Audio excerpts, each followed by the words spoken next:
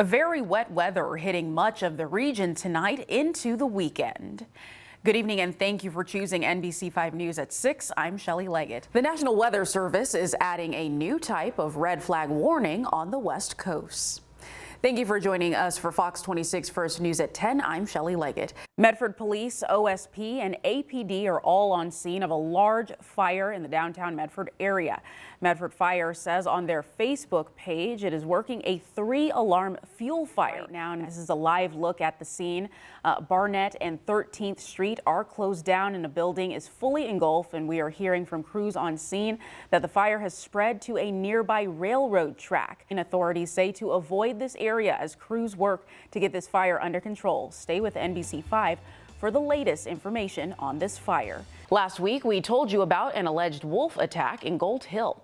After an investigation, the Oregon Department of Fish and Wildlife says it was not a wolf. ODFW says lab testing revealed domestic dog DNA was found on the victim's shirt and mushroom bucket. President Biden and the First Lady are touring the town of Lahaina today. While on the ground, they'll meet with families affected by the wildfires there. One day after firefighters put out a house fire in Jackson County, they were back on scene for another fire. Fire District 3 responded to the attic fire on Dry Creek Road late last night. Jackson County law enforcement sharing the results from a pedestrian safety operation last week in Medford. On Friday, traffic teams from the Medford Police Department and the Jackson County Sheriff's Office did the operations on West 4th Street and Bartlett in Medford. We want to switch gears and get a check of your forecast with Chief Meteorologist Matt Jordan. So on the way over here, I had to crank my air conditioning all the way up. It was so hot. Yeah, extremely hot. We want to check in with weather forecaster Anthony Carter, who has a look at your forecast. How's it looking out there tonight? Chief is fine too. Matt's not I almost here, gave you a so I'll just fill in. promotion. That's okay. I'll take it. Appreciate it, Shellye. Researchers have uncovered the oldest known human footprints in North America. The fossilized footprints were found in a dry lake bed in White Sands National Park in New Mexico. The Oregon Ducks came out on top in tonight's Holiday Bowl. Oregon trailed for most of the game against the North Carolina Tar Heels, thanks to a great performance from North Carolina quarterback Drake May. But late in the fourth quarter, Bo Nix led the Ducks down the field and capped it off with a game-winning touchdown pass to South Medford graduate Chase Cota. Final score, Ducks 28, Tar Heels 27. Now, I spoke to a woman who lives on the second floor of this unit. She showed me cell phone video from this very spot of Monday's storm, what it looked like in this area when she walked out onto her balcony.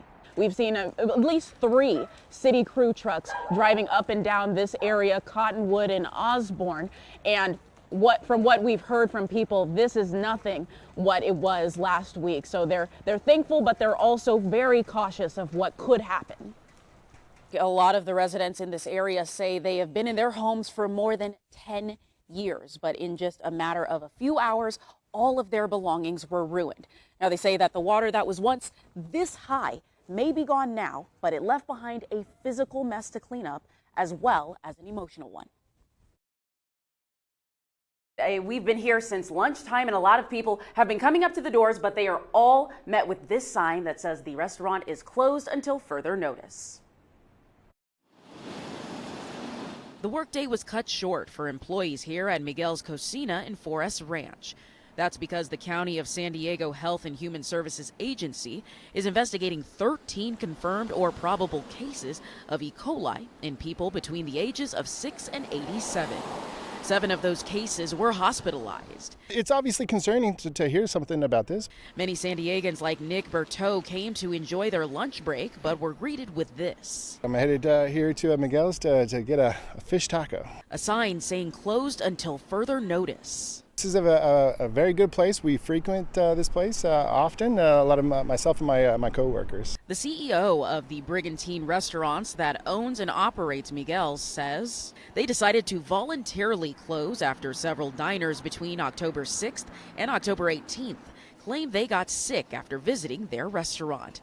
His statement to NBC7 reads, We are working hand in hand with the DEH, and we will follow their guidance on when they deem appropriate to reopen. I can't speak for other companies, but no other restaurants among our stores were affected.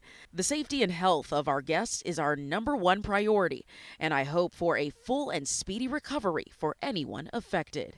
As for the many San Diegans looking to enjoy Miguel's or any other restaurants run by Brigantine in the near future, the CEO says in a continued statement that at this time, no link has been made to the other 20 facilities operated by the Brigantine restaurants around San Diego County.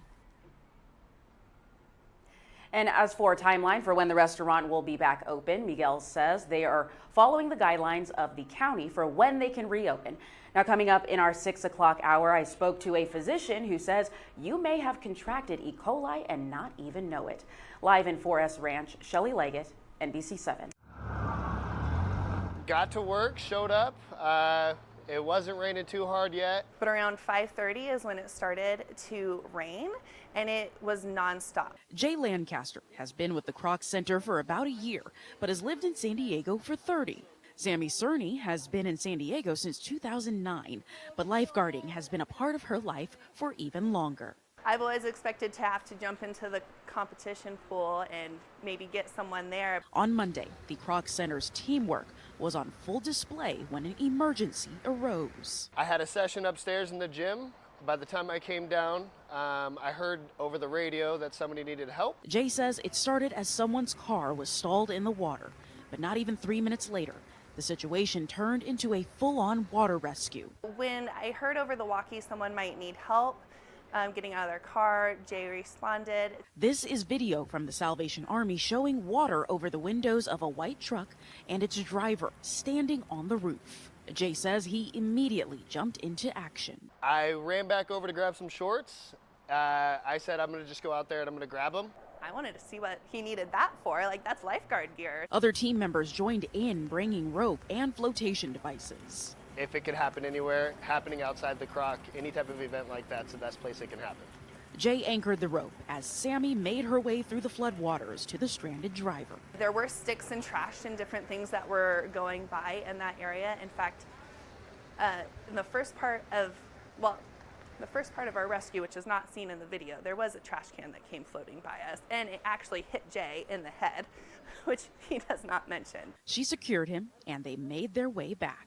When Sammy got to this man, he was a little bit frantic. So I just tried to crack a couple jokes, and I think it helped. By the time he got back, completely different mood. And once they were back on dry land, everyone started to breathe a little easier. So it doesn't matter if somebody's out on the street, it doesn't matter if somebody's in here. As for being called a hero, I'm going to refer back to our motto, we just do the most good. Sammy says she'll leave that to the professionals. I have my brother who's a firefighter, and to me, I'm like, wow, that's amazing. But having it be on me, like, I just wanted to go and get this guy out of some water. At the Kroc Center, Shellye Leggett, NBC7. Being stuck in traffic while trying to get to your holiday destination is not completely out of the norm, but this traffic jam is not because of the holiday rush. CAL FIRE spent their Thanksgiving containing a fast-moving brush fire in Humboldt. It was first reported around 2 Thursday afternoon in the area of Highway 94 and Vista Sage Road. First thing that was going through my mind was a lot of my neighbors that live along the hill right there where the fire started, and I know a bunch of them are on vacations and everything, and so my first thought was, crap, what's going to happen with their homes? CAL FIRE called it the Sage Fire and says because of its critical rate of spread and immediate structure threat, mandatory evacuations were issued. Probably evacuated close to 100 folks. Many people had to pack up what they could and hit the road, leaving their turkey and all the trimmings behind. But they say the recent rain in the area was a blessing. The weed is still moist right now. So it rained about a couple days ago, so that helps. A temporary evacuation point was set up at Steel Canyon High School. Fire crews moved fast, working to contain the sage fire from the ground and the air, and eventually stop the spread. Highway 94 between Vista Sage and Rancho Miguel were closed for several hours while crews mopped up. The fire has grown to an estimated 39 acres, and the cause is unknown. In Hamul, Shellye Leggett, NBC7.